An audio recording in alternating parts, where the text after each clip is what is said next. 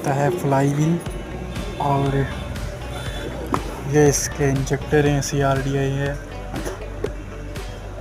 ये ऑयल डालने वाली जगह होगी, और ये इसका टर्बो है। ये ऑयल फिल्टर है नीचे। ये पूरा इंजन है, और ये इनलेट, इनफोर्ट।